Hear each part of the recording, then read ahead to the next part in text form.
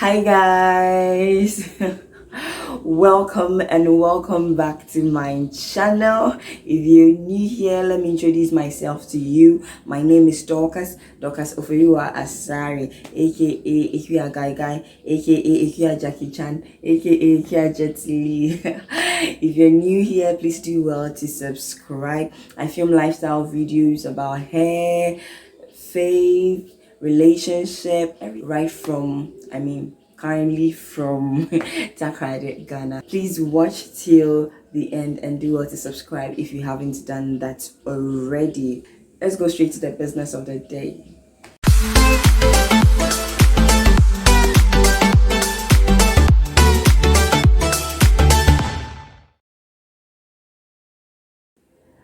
When I was younger, and I know I'm not the only one, there are more of us.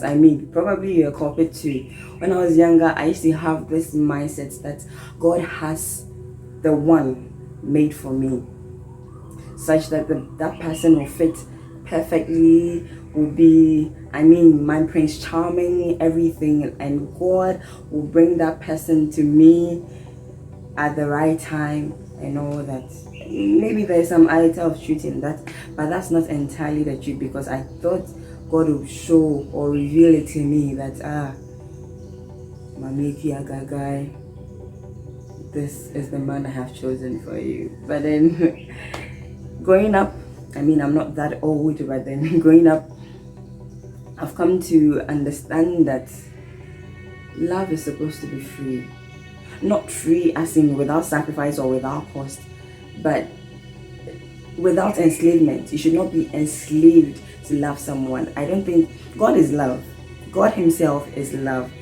And the Bible tells us that he loved us even when we were still sinners. When we don't care about his love or whatever he is or who he is and all that, he still loves us the same without any effort from our part, but then he loves us. I think it's the same way. We have the option, or we have the right to either accept or reject his love. Even though he has sent his son to come and die for us, we are not obliged to accept his love. That is love. Love is not supposed to be forced down your throat. And so I believe that God is not going to bring the one or reveal the one to you. It happens, but not for all of us, but some of us it happens. God will reveal this person to you that this is like it. But if you don't like it, I don't think God will force it down your throat. We say God is the perfect matchmaker, but I believe that he stopped that matchmaking a long time ago when he sent Eve to Adam. That even that one, Adam accepted. He said, bone of my bone, flesh of my flesh. And then later on, when trouble came, he said, the woman you gave me. But then it is wisdom to seek God's counsel and guidance when you are going to make that choice. He says, he who finds a wife finds a good thing. Find it. That means you would have to search for it. Even Abraham's servant, God did not show it to Isaac that, hey Isaac, Rebecca is your wife or something like that. No, the servant went and sought God's guidance and his counsel, told God that, Father, let this journey be successful. Let it come out positive. And then God intervened. That's how it's supposed to be. But God did not reveal it to Isaac in his dream that you have to marry Rebecca. Besides Hosea in the Bible, I don't know who else God chose a particular person. Even with Hosea, he didn't even say that go and marry, is it Goma? Yeah, I think. God did not choose Goma for him. He just told him to go and marry a harlot. That one even was to show he was trying to carry or send a message across to his people, Israel. God will help you and guide you into finding that person, but he won't choose for you. For majority of us, for many of us, that will not be the case. If someone was forced to love you, then I don't think it's genuine love. Even when you're forced, your mom forces you to do work at home that you don't want to do. You will do it, yes, but then it will not be out of your heart. And that's not how love is supposed to be like. It's supposed to be free, it's supposed to be genuine. When I say free, I'm not saying without sacrificing. The sacrifice you will make, but then it's supposed to be without enslavement. You are not supposed to be slaved into love or into marriage or into a relationship.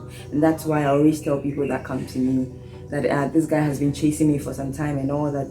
I tell them, do you like the person? If you don't like the person, don't let their pursuit force you into that relationship, because eventually if it leads to marriage, it's for the rest of your life. Why would you make such a decision and put yourself in such bondage when you know you don't love the person or you don't want the person? Don't kill yourself. If God was to choose for us that A must marry B and C must marry D and E must marry F, if we don't do that, that means we've disobeyed him. And it takes the genuineness and the freedom out of that love. If A must marry B and B falls in love with E and marries E instead, does that mean A should not marry because that B, maybe, let's say, because God chose, has disobeyed God, so A can't marry anyone else? No, it doesn't matter. It doesn't work that way. Then the concept of remarriage has to be looked at again, because the Bible gives someone whose spouse is dead the opportunity to remarry. So if it's definitely the one, A to B, and B is dead, then what should A do? But then the Bible gives us the liberty to remarry. So yes, I believe strongly that God will guide you and help you choose a good fit, but he's not going to choose the definite fit for you if you don't want it. Even the most poorly matched couple with love will do better than the perfectly matched couple that do not have love amongst them. I mean, love is not everything. There are criteria that the Bible gives us, like someone of the same faith, blah blah blah and all that, but even with that, it's not definite. So far as the person is in the household of faith, then you don't have a big deal. In 1 Corinthians 7 even tells us that if you are trying to misbehave around the virgin and you've not sinned yet, but it looks like the thing will get it, just marry and be free. Marry and be free. That the Bible is telling you to marry that virgin. It didn't put Abigail's name there or Bernice's name there. It said marry that person. So yes, so far as the person is in the household of faith, and you've sought God's counsel and guidance and you've applied wisdom, I mean, you don't just follow love and all that. Go ahead and marry, or go ahead and take up that relationship. If you are waiting for God to tell you, Deborah, my beloved daughter, I have prepared James for you, and so you cannot marry any other person but James, you'll be waiting for long. So take note that God does not want to control your love life and make you a robot into obeying his will and his plan, but he wants you to be free. And whatever relationship or love circle or marriage that you are in should not come in between your love affair with God. It shouldn't, nobody should come and take you away from God. So far as you've sought his counsel and you've looked at the signs and the red flags and all and not ignored them and believed in yourself that you can carry this red flag to the end of your days, it's up to you where you are. And I mean, when your parents and all that accept, all those things will be topics for other days. But I hope you got your answer in case you were confused. I'm glad to help.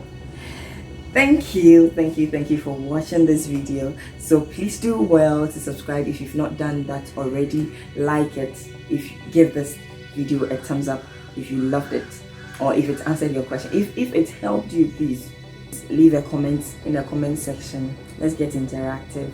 Follow me on Instagram and DM me so that we can chat more there. Thank you guys for staying till the end.